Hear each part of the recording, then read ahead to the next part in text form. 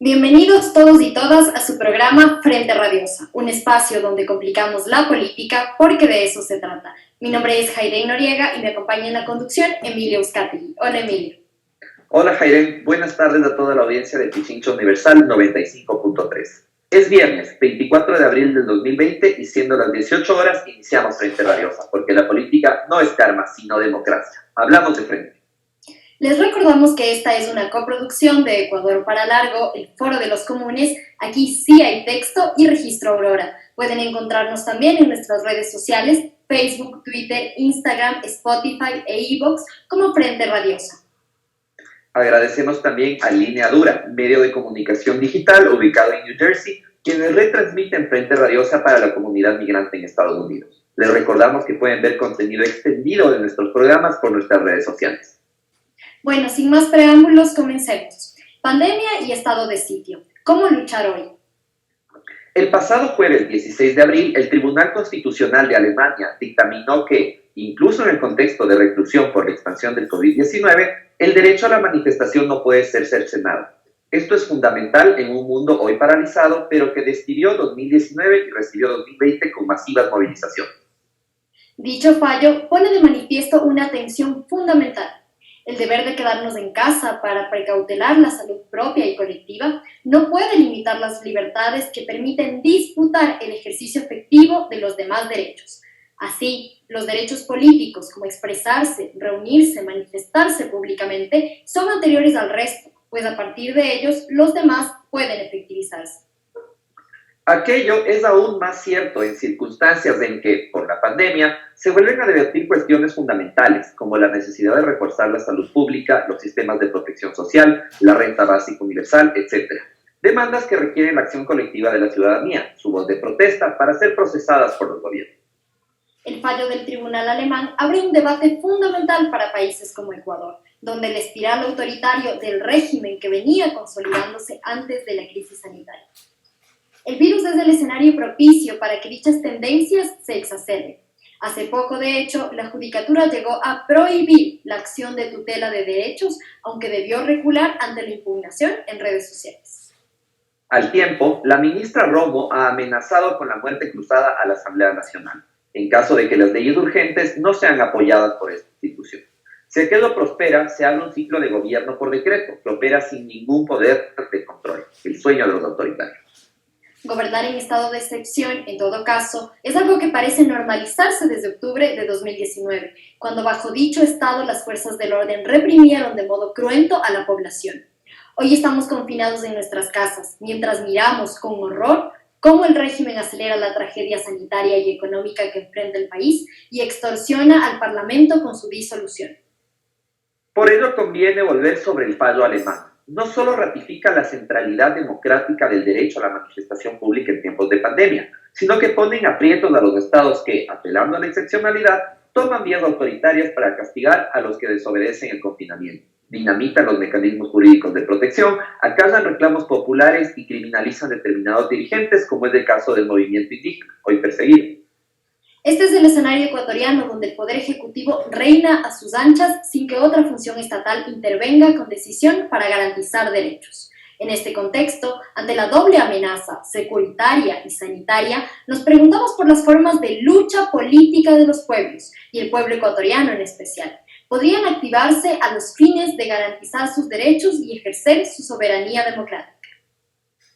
¿Cómo se lucha en estas circunstancias? ¿Qué límites coloca la Constitución al estado de excepción? ¿Cómo reinventar la política en tiempos de distancia física? Confinamiento y amenaza a las libertades políticas. Esto debatiremos hoy con nuestros invitados. Damos inicio a Política de Frente. Política de Frente, porque la política es cambio y conflicto.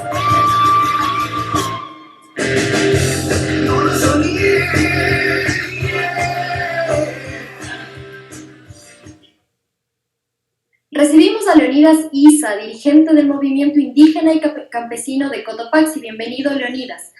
Producto de la deriva autoritaria del gobierno de Moreno y posterior a las jornadas de movilización de octubre de 2019, Varios líderes del movimiento indígena, incluido usted, han sido perseguidos. ¿Cómo enfrenta el movimiento indígena estas amenazas y, sobre todo, cómo está pensando el movimiento indígena la lucha social en tiempos de pandemia? Bienvenido. Buenas tardes. Muchas gracias por la invitación a este espacio para compartir ideas. Si efectivamente después del mes de octubre se ha profundizado la persecución a los dirigentes de los pueblos y nacionalidades, a los campesinos, sectores sociales, al campo popular sobre todo, porque hemos levantado nuestra voz de protesta sobre la conducción política que lleva el gobierno nacional. En este momento vemos que la pandemia para muchos actores políticos no está siendo vista de manera responsable, está siendo vista como una oportunidad política de la cual nosotros rechazamos. Si en este momento hay actores políticos con antecedentes en el Ecuador frente a la justicia, realmente que tienen deudas pendientes con el Estado, sin embargo pretenden posesionar como referentes de la ética, de la moral en este país. Me refiero a Alberto Daquet, quien hizo la denuncia al compañero Jaime y me vincula a la fiscalía en este proceso. Es así que nosotros decimos, no tenemos nada que temer, no hemos hecho absolutamente nada que vaya en contra de la mayoría de los ecuatorianos. Por el contrario, gracias a la lucha sostenida en el mes de octubre, ahora en esta pandemia podemos decir que de alguna manera no se ha dejado profundizar tanto en el tema de los subsidios.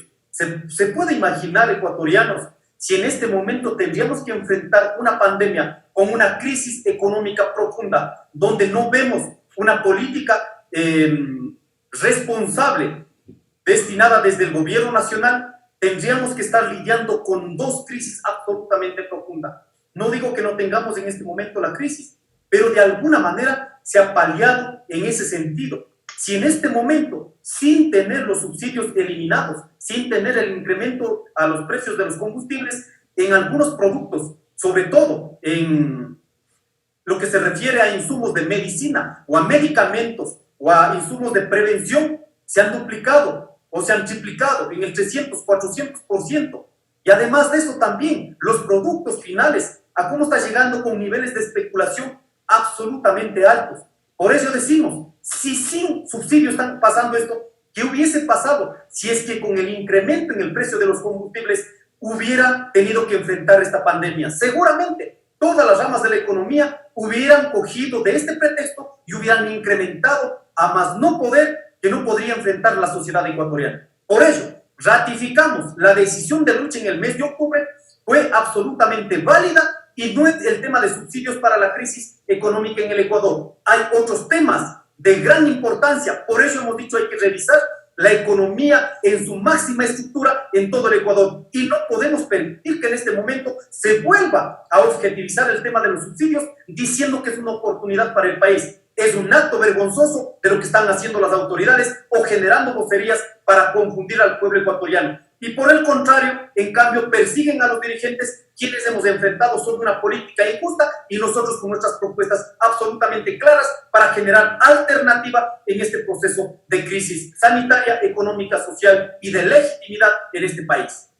Leonidas, sin embargo, vemos que el gobierno nacional insiste en el retiro de subsidios y en este momento no estamos en un escenario como en el de octubre en el que podíamos salir a las calles a manifestarnos. En ese sentido, ¿cuál es la perspectiva del movimiento indígena para poder seguir luchando por nuestros derechos?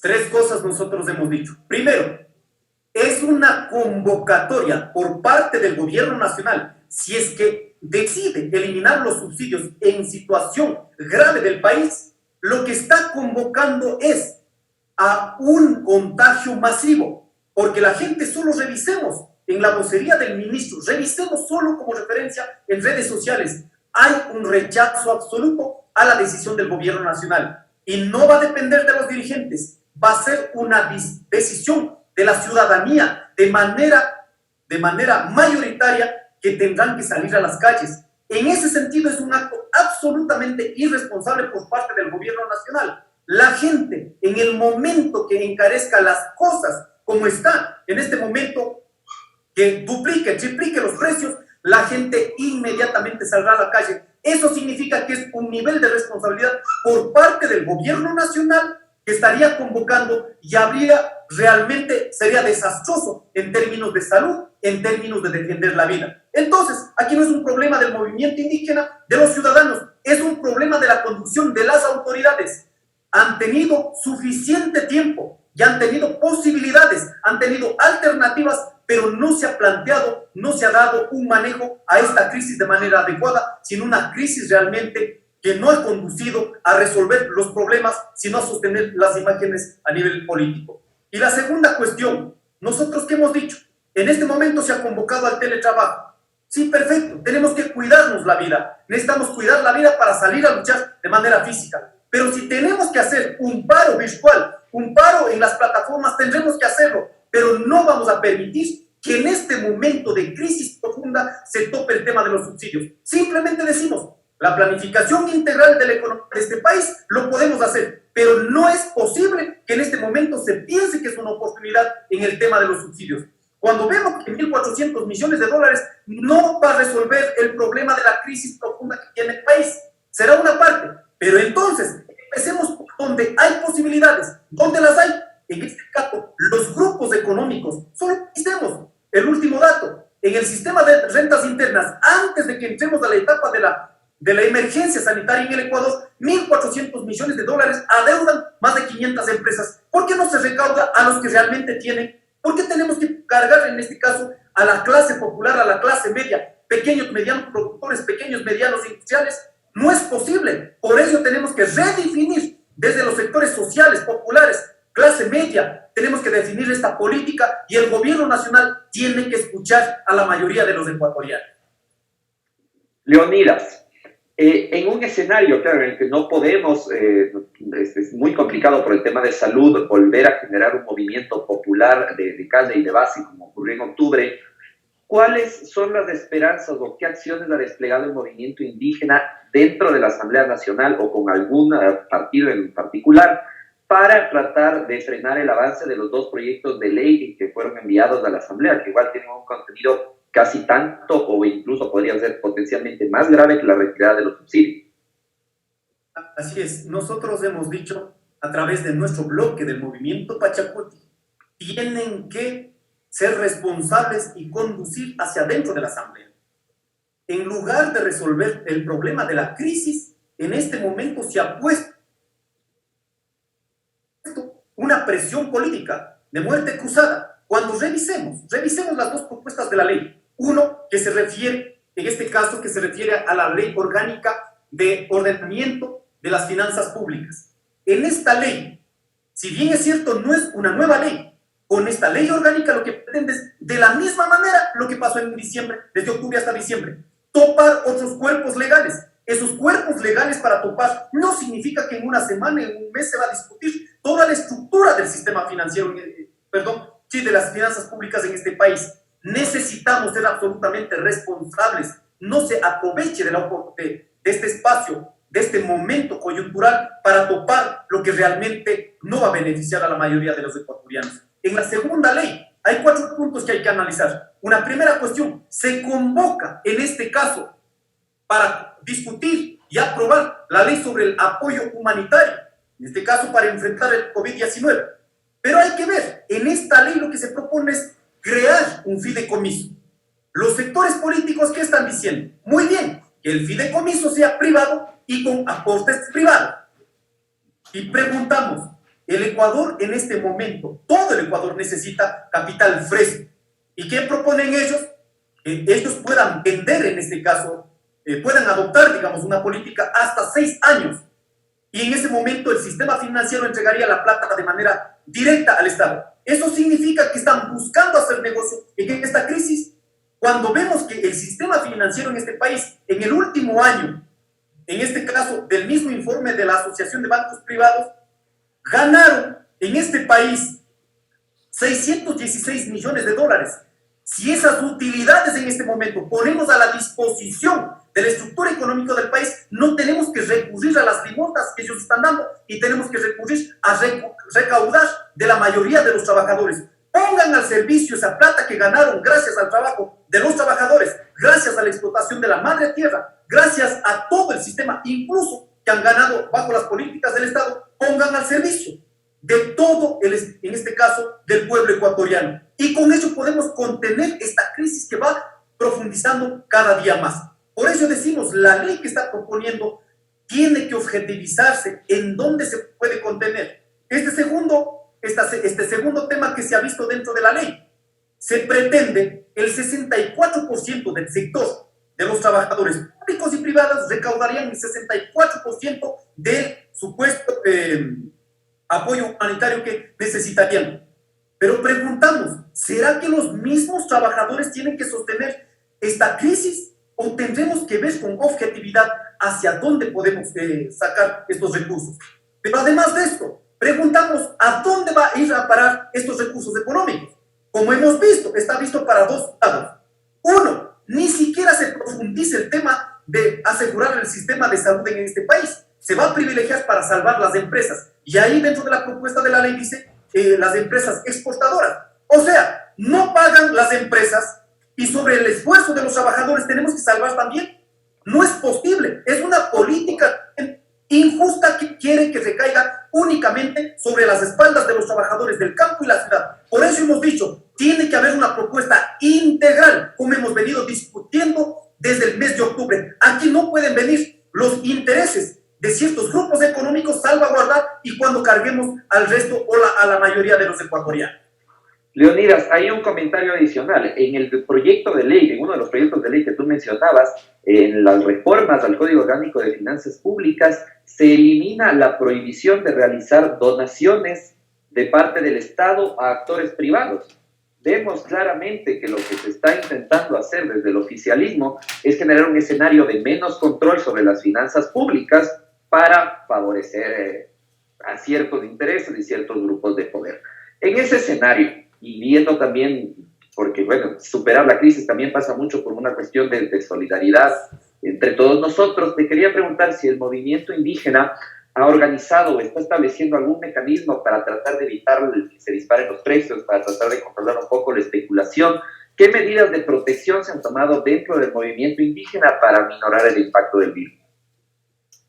Nosotros de manera responsable hemos dicho, esta crisis no va a salvar el sistema económico que está colapsado no solo en el Ecuador, sino a nivel mundial. Está una vez más comprobado que el modelo capitalista implementado a nivel global es crisis sobre crisis. No se va a resolver, no se va a poder resolver bajo recomendaciones del mismo sistema que está en crisis.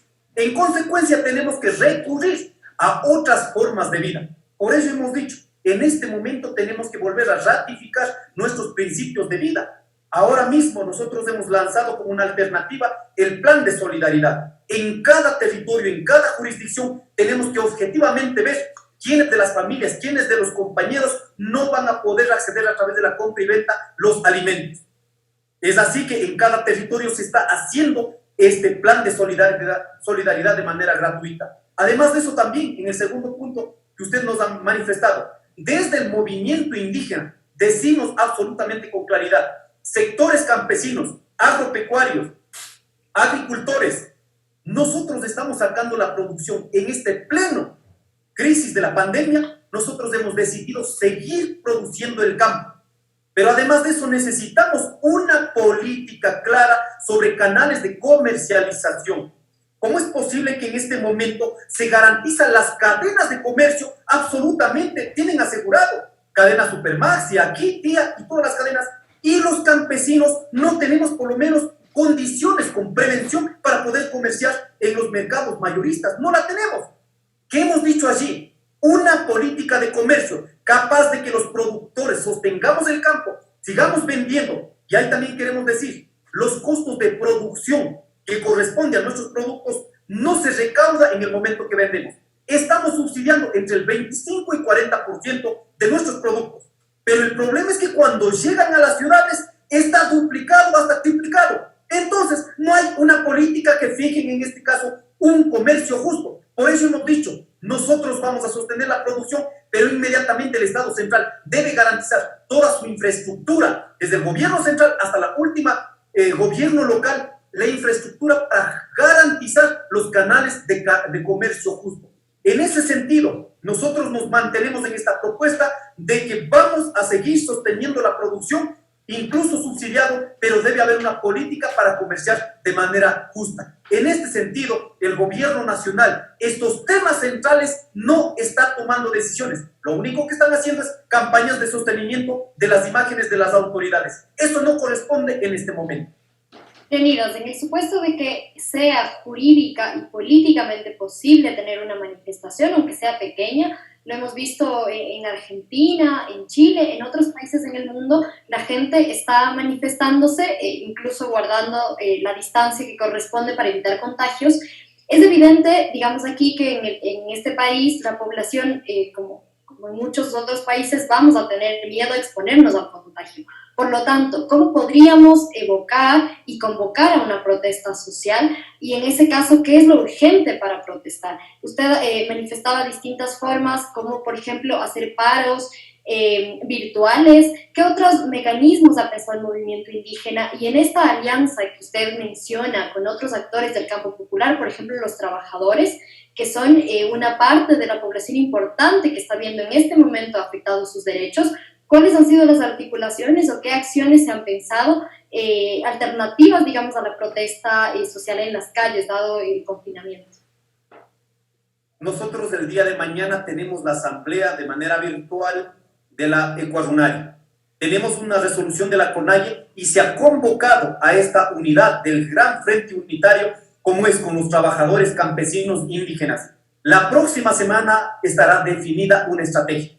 En ese sentido, nosotros hemos dicho, si hay un nivel de reacción negativa por la mayoría de los ecuatorianos, que se abstenga las consecuencias del gobierno nacional. No es un problema de la ciudadanía, es un problema del mal manejo de la crisis que en este momento se enfrenta. En consecuencia, por ahora, yo no voy a dar ningún elemento de cómo vamos a hacer la estrategia de la lucha. Ya hemos planteado algunas de ellas y esperamos en los próximos días decir con absoluta claridad al pueblo ecuatoriano. Pero pedimos aquí, gobierno nacional, no necesitamos, evitemos los casos de contagio masivo. Y hemos visto las ciudades que no han tenido un nivel de control, no han tenido una política de control frente a esta pandemia. No queremos que en este momento se conviertan estas ciudades como en el ejemplo en todo el país. Ahora en este caso, el gobierno nacional debe evitar de cualquier manera que hayan concentraciones, pero en primera instancia debe ser el gobierno nacional el responsable para que esto no suceda. Leonidas, ¿cuál es la prioridad del movimiento indígena? Que abandone el cargo o terminar, no necesariamente derrocando, pero hacer que un gobierno que evidentemente no ha servido al mando popular salga, o la prioridad es atender la crisis, o cuál de las dos es más importante. En este momento nosotros hemos sido absolutamente claros, y yo les quiero decir a algunos sectores que nos acusan en el mes de octubre que por nuestra culpa no ha caído el gobierno. Háganse cargo de su gobierno, háganse cargo de sus políticas. Nosotros de manera responsable hemos dicho, no vamos a garantizar que se aprovechen algunos políticos oportunistas gracias a la lucha del pueblo para que se transmuten en el poder. En consecuencia, necesitamos en este momento un manejo de la crisis de manera responsable. No se puede politizar en este momento esta crisis. O sea, querer hacer la muerte cruzada, ¿quiénes van a beneficiarse? Me disculpan, pero el expresidente, con que esté proponiendo que sea Jaime Nebot el que dirija, es imposible. Nosotros hemos dicho, debe ser la lucha popular y debe ser una decisión del campo popular en los próximos tiempos los que realmente vayan a gobernar. Pero en este momento, las autoridades no es que estamos diciendo que gobiernen y que no pase nada. De acuerdo a las condiciones como vayan gobernando en este país, de igual manera enfrentarán a la justicia. Y lo que pasó en el mes de octubre, lo que está pasando en este momento, no es que van a quedar en la libertad. Habrá una decisión del pueblo ecuatoriano para llevar procesos judiciales para que respondan de su mal manejo en lo que pasó en el mes de octubre y el de ahora. Por ello pedimos, si el gobierno nacional, en este momento vemos, los que salvaguardaron los intereses en el mes de octubre, en este momento se están comiendo entre ellos. O sea, los que estaban garantizando el paquete económico de su momento y que estaban defendiendo, en este momento se están desacreditando entre sí. Nosotros no vamos a servir para los oportunistas políticos. Aquí tienen que definir sobre una política con autoridad, manténganse en aquello. Y si es que no, en este momento de igual el pueblo ecuatoriano sabrá enfrentar y sabremos poner procesos judiciales para que sean responsables de lo que ha pasado en este país. De acuerdo. Agradecemos a Leonidas Diza por su participación. Siempre es un gusto poder tener voces tan amplias en este programa. Y vamos a una pausa y enseguida regresamos con Política Radiosa. Muchas gracias. Muchas gracias. Un agradecimiento y un saludo cordial a nuestros hermanos.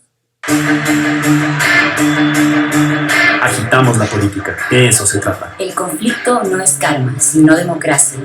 Frente Radiosa, todos los viernes a las 18 horas. Por la señal de Pichincha Universal. Nuestro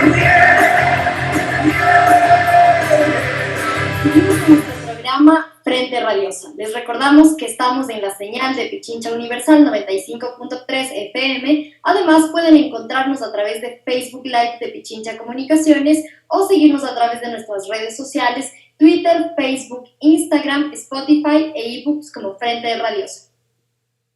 Empezamos nuestro segmento Política Radiosa, donde continuaremos nuestro debate en torno a las nuevas formas que deben gestarse para manifestarnos políticamente en el contexto del encierro por la pandemia del coronavirus. Y para ello nos acompañan Valeria Coronel, historiadora y docente de Flaxo, y Marco Navas, abogado constitucionalista y docente de la Universidad Andina Simón Bolívar. Bienvenidos.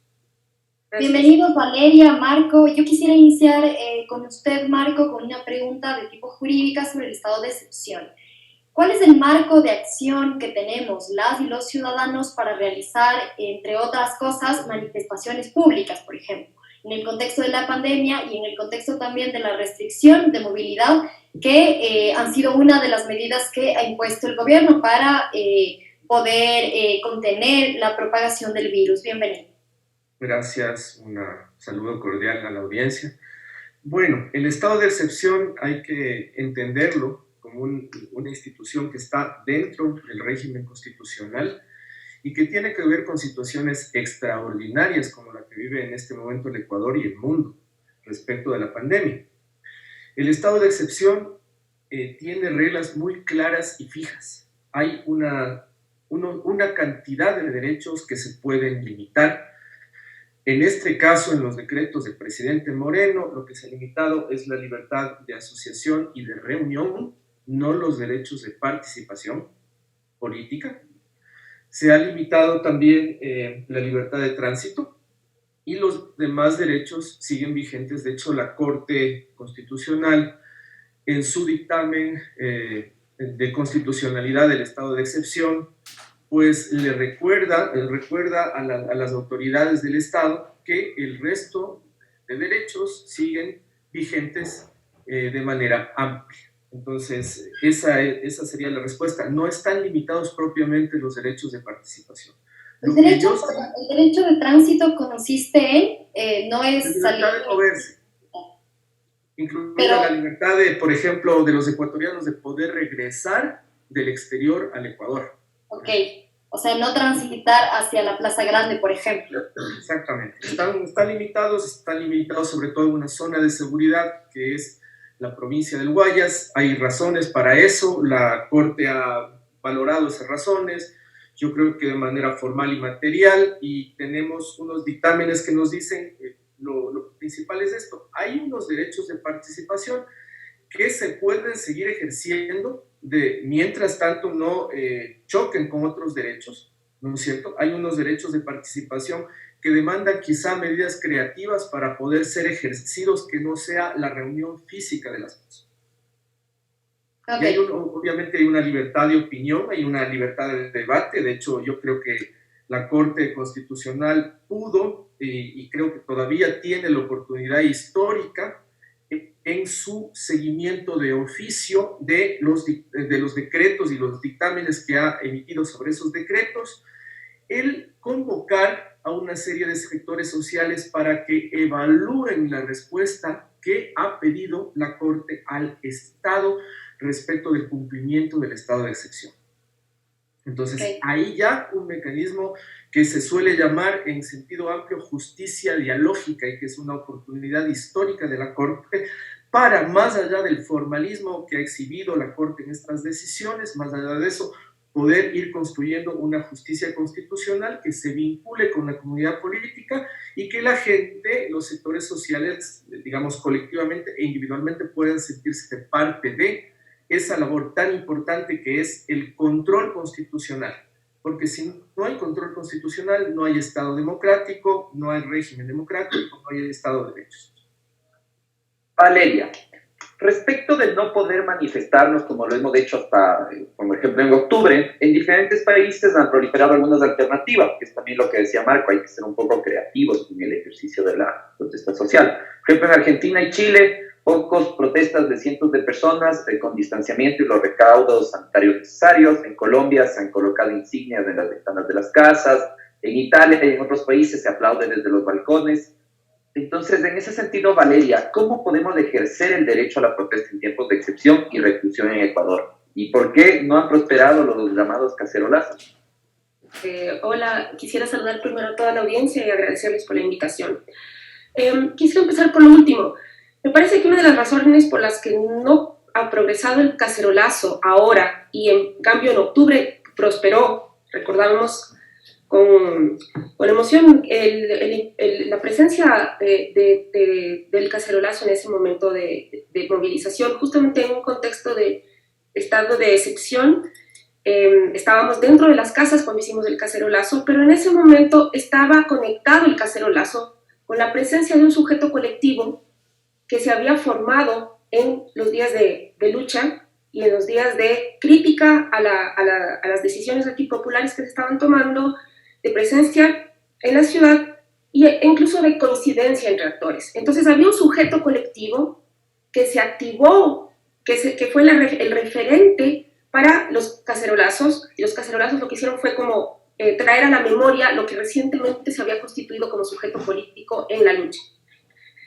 En este momento carecemos de la constitución de ese sujeto político.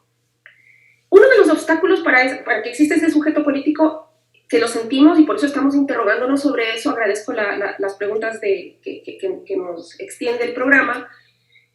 Uno de los límites para que se constituya ese sujeto político es precisamente el confinamiento en el que nos encontramos. Entonces, la pregunta de cómo activar, hacer visible, mostrar el fantasma del pueblo que está presente aunque está confinado, requiere una serie de estrategias creativas. Me parece que algunas ha sugerido Leonidas Issa, por eso es sumamente interesante haberle escuchado.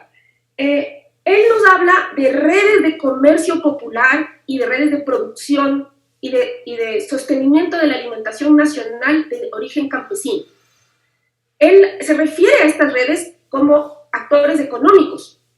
Una de las formas creativas de constituir este sujeto político que permitiría activar y hacer visible y demandar lo que necesitamos es mostrar que estas redes campesinas y de comercio popular que sostienen a la sociedad en sus clases fundamentales no son solamente redes económicas, sino que son fuentes de identidad política, son redes de cuidado, son redes de identidad política. Eso es lo que ha hecho históricamente el pueblo ecuatoriano y uno de sus actores fundamentales del movimiento indígena, cada vez y cuando ha tenido que exigir ser visto, reconocido y demandado derechos.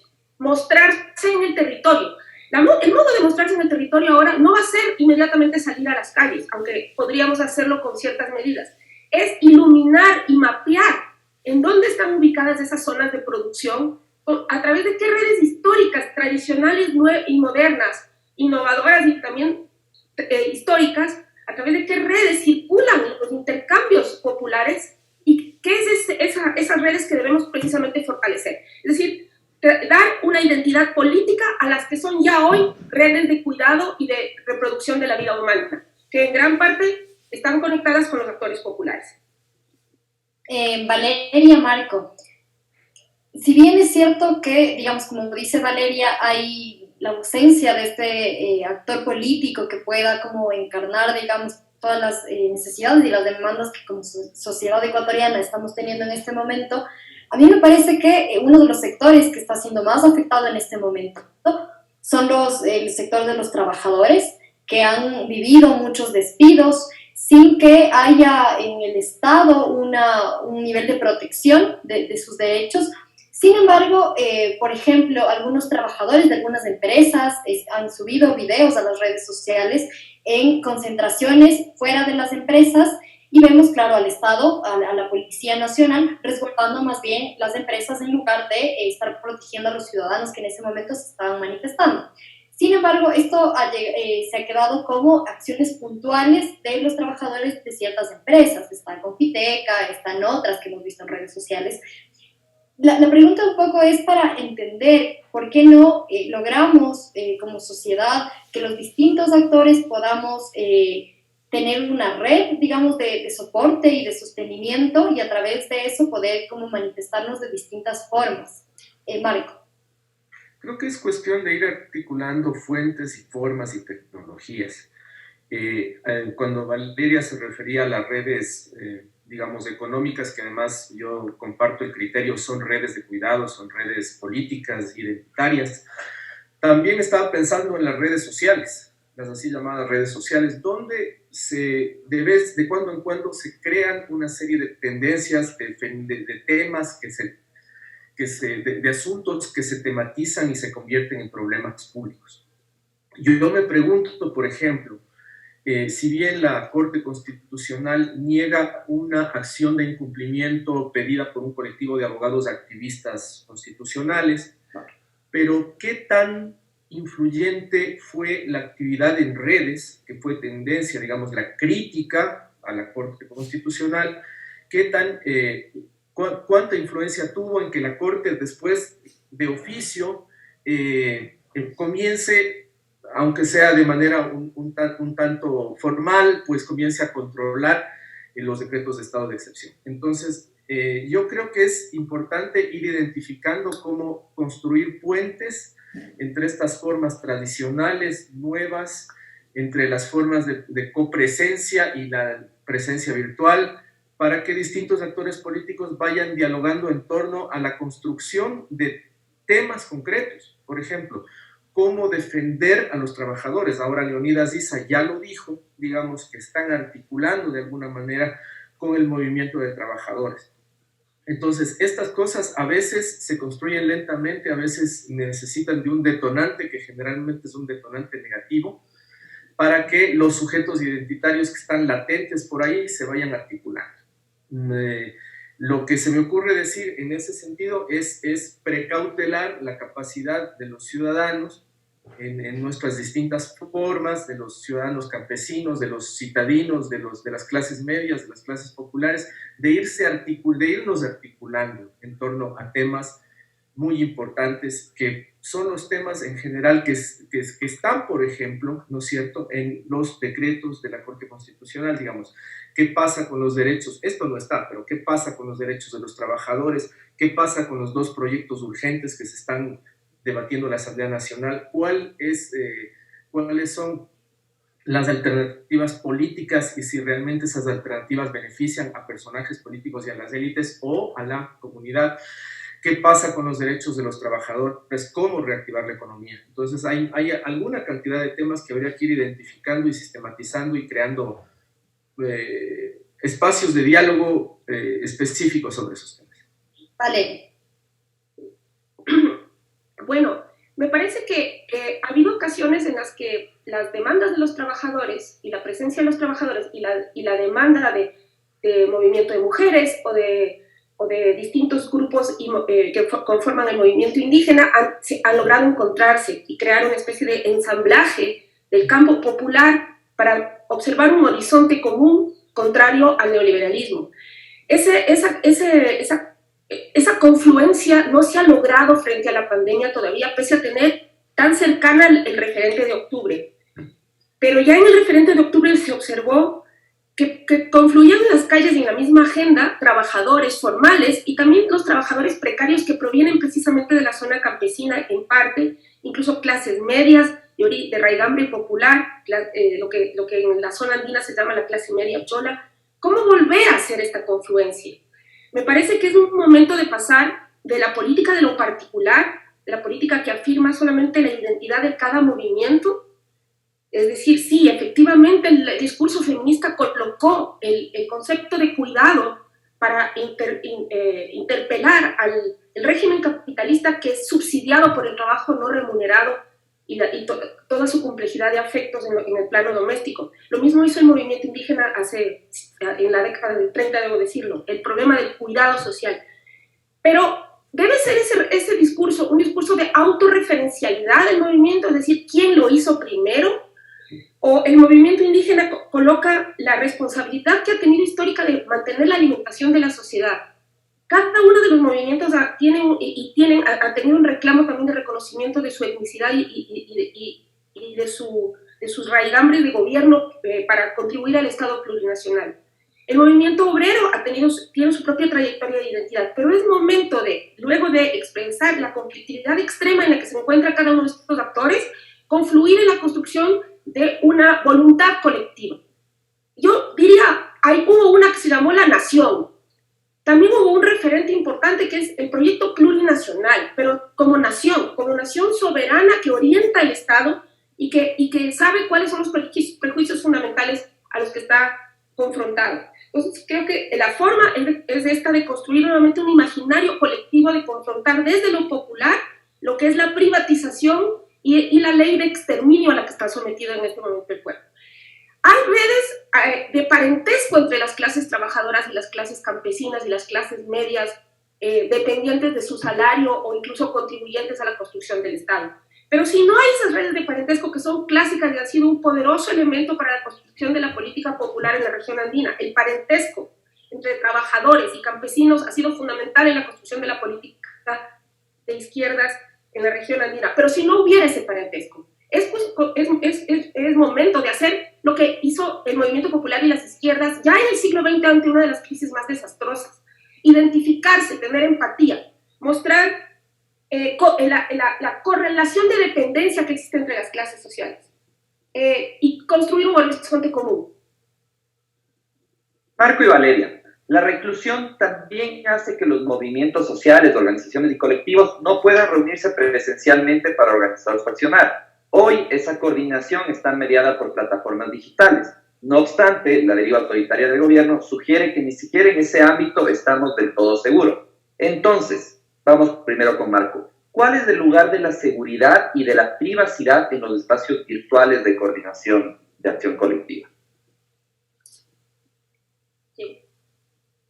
Marco. Perdón, este es un tema sobre el que he venido alertando durante mucho tiempo, el tema del manejo de datos personales, que es desastroso en el Ecuador. Cuando nos enteramos que casi todos los 16 millones o más de ecuatorianos estábamos en una base de datos y esta se comercializaba por ahí afuera del Ecuador, ahí se apertonaron y pusieron raudos en la cuestión de estructurar un proyecto, pero hay que seguir trabajando en eso para crear identidades, esta voluntad colectiva que Valeria menciona justamente. Yo creo que hay que crear conciencia de derechos, hay que crear demandas en el marco de lo que se llama en el activismo de derechos humanos exigibilidad estratégica, o sea, plantear los temas en términos de derechos, invitar a que esa conciencia que determinados portadores de un discurso en materia de exigibilidad de derechos tienen, se contagie. Uno de esos, precisamente, es el de la disputa por el concepto de seguridad. A ver, seguridad es controlar una situación, seguridad es que los ecuatorianos y las ecuatorianas tengamos derechos, yo creo que es lo segundo, más que controlar una situación, más que la gobernabilidad de una situación política, seguridad es que tengamos derechos. Uno de esos derechos es el derecho, obviamente, a la privacidad.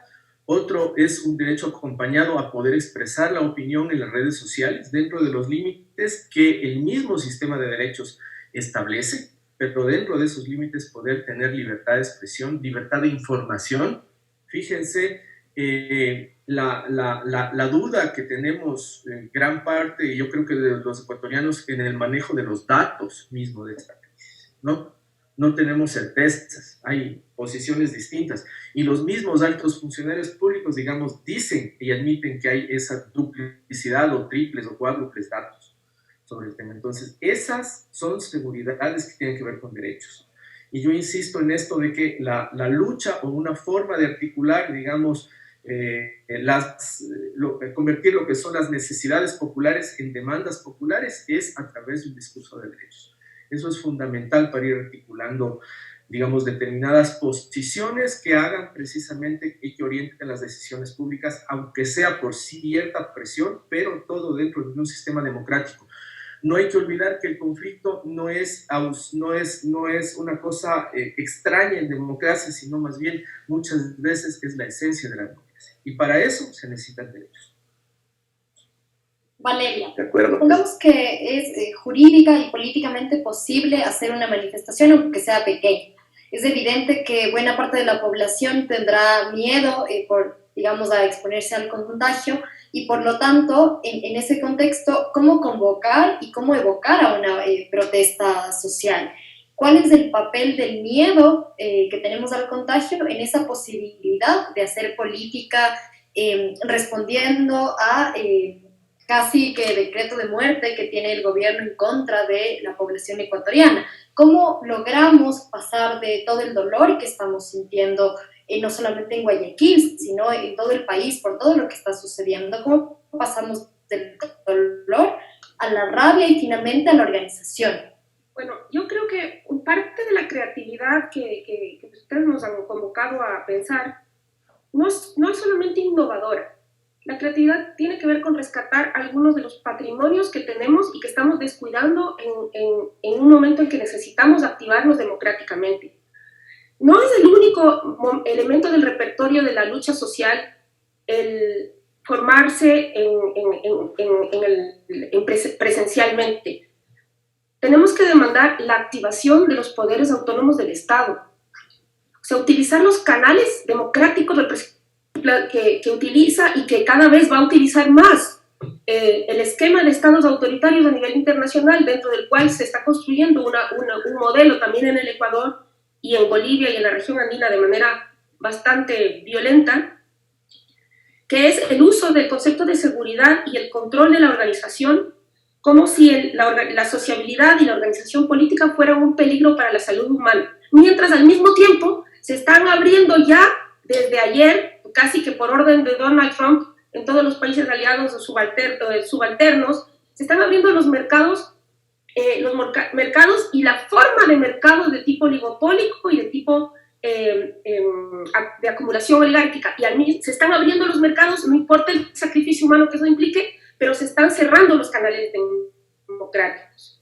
Si nosotros, en cambio, contemplamos el concepto de seguridad y democracia como la única forma precisamente de sanear y reparar la herida que tenemos como especie, precisamente por nuestra desconexión de tipo político, si podemos definir nosotros los conceptos de seguridad y retomar una vertiente democrática del Estado como estrategia popular. La estrategia popular no es solo salir a la calle, es acordarse cómo ayudó a construir ciertos derechos y ciertas trayectorias del Estado que deben activarse ahora.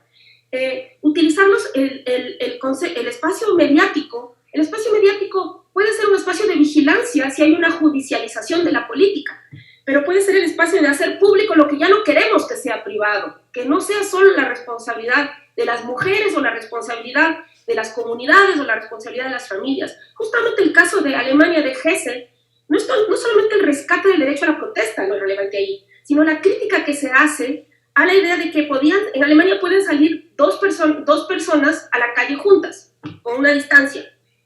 Pero uno de los estados alemanes interpretó que solo podían salir familiares juntos.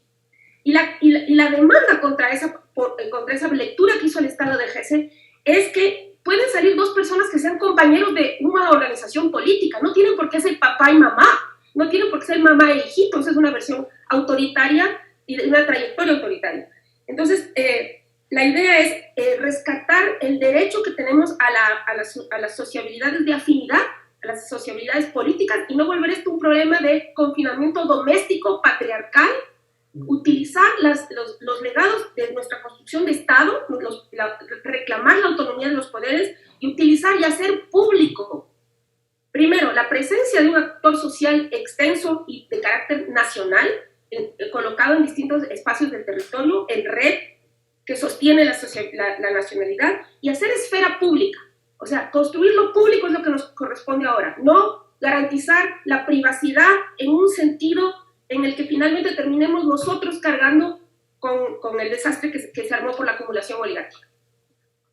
Marco, suponiendo que la protesta sea completamente inviable, ¿cuál es el rol de la Asamblea en la defensa de los derechos de la población y en la disputa política en general?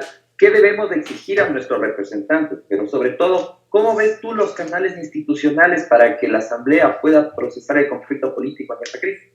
Ciertamente los canales institucionales son fundamentales. Por ejemplo, un rol de la Asamblea es, ya hemos visto que se ha activado, están discutiendo los proyectos que necesitan discutir ahora urgentes enviados por el presidente Moreno, pero también la vinculación con la comunidad política, con los ciudadanos, las ciudadanas, los colectivos. Es activar esos canales, yo creo que es indispensable en la Asamblea Nacional, tanto como cuerpo colegial, cuerpo, digamos, político, sino también a través de las distintas comisiones temáticas mediante las cuales funciona. Entonces, un consejo, si es que se pudiera decir así, es revincularse, hacer una apuesta por revincularse con los ciudadanos y las ciudadanas. Y yo estoy de acuerdo con lo que dijo Valeria también, hay que rescatar la politicidad, hay que rescatar lo público como un espacio de debate, y eso no significa que todo el mundo deba estar de acuerdo, y hay que rescatar lo público con una conciencia de derechos. En primer lugar, el derecho a participar en lo público. Valeria. La misma pregunta. Creo que uno de los derechos que tiene la sociedad, y especialmente en un momento tan crítico como este, para activar los poderes del Estado, es no renunciar a su derecho a exigir cuentas a sus representantes. Es decir, observar cuáles son las posiciones que están tomando los representantes de las distintas fuerzas políticas en la Asamblea, y que la popular, que las corrientes que defienden los derechos populares y de la vida de la comunidad sean resaltadas por la ciudadanía. Es decir, que haya una observación de lo que están haciendo sus representantes en la Asamblea, y que además exijan cuentas a los que no están haciendo lo que están mandados por Constitución y por derecho a hacer. Hay una famosa imagen histórica que es las temidas barras populares. Las barras populares, que eran el espacio abierto en torno a la Asamblea y los parlamentos en Ecuador y América Latina, en donde las clases populares iban a observar, a premiar y castigar el papel de sus representantes. Eso podemos hacer perfectamente a través de medios virtuales. Tenemos que aprender a convocarnos y a ocupar esos roles que, les digo, se plantea que es una innovación, pero son roles clásicos de la democracia que lo que tenemos que hacer es retomar. Definitivamente me parece que la activación del mercado, sin activación de los mecanismos democráticos que tiene la sociedad civil para exigir una orientación de tipo social y popular indispensable en este momento, es muy peligrosa. Entonces me parece que hay una convocatoria de la derecha en el Ecuador a crear una unidad que por suerte les queda difícil, porque quienes tienen intereses privados difícilmente construyen unidades políticas. Eso se ha visto a lo largo de la historia, pero su llamado es a una unidad de tipo autoritario, que fortalece el ejecutivo, un ejecutivo además desprestigiado, que es decir, un instrumento técnico que quiere fortalecer a través de una imagen autoritaria, y va cerrando la orientación de las capacidades que tienen el poder de la justicia, el poder legislativo y la capacidad participativa de la ciudadanía también. A eso hay que correrle como al mayor peligro, porque sería una amenaza mayor en el contexto en el que estamos. Y ya no hay tiempo para subsidiar el autoritarismo. El tiempo para subsidiar las grandes acumulaciones se acabó. Agradecemos a nuestros invitados, Valeria y Marco. Esperamos tenerlos próximamente en un nuevo programa de Frente Radio. Muchas gracias, Jairén, Emilio, Marco. Muchas gracias a todos. Y esto fue Política Radiosa. Nos vemos en el siguiente programa. Agitamos la política, de eso se trata. El conflicto no es calma, sino democracia. Frente Radiosa, todos los viernes a las 18 horas. Por la señal de Pichincha Universal. No